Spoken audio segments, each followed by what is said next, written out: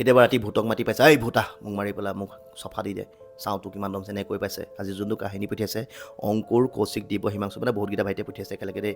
সিহঁতৰ মানে য'ত থাকে সেইখিনি ষ্টেডিয়াম এখন আছে।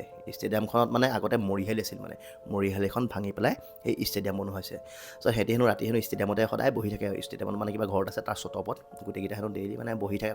ত' তেনেকৈ এদিন 11:30মান বজালৈকে ৰাতি বহি আছে। তাৰপিছত কিবা হেনো তলৰ পৰা আৱাজ আহিছে, হেনো কিবা ধাম ধুম কৰা, বেৰত আচুৰিলে কেনেকুৱা আৱাজ হয়। তাৰপিছত দৰ্জা বন্ধ কৰা, দৰ্জা খোলা। তাৰপিছত সিহঁতৰ লগৰ এটা আছিল, সাহসী ল'ৰা এটা, সি কৈছিলে মই চাই আছোঁ ৰ, চাই পেলাই তললৈ গুচি গ'ল। তললৈ গৈ মানে যোনটো ৰুমত সেইবোৰ হুলস্থুল হৈ আছে সেই ৰুমটোত সোমাই হেনো পূৰা চিঞৰিছে, এই ভূত কোন তোৰ দম আছে যে মোক ধৰ, মোক মাৰি দেখুওৱা।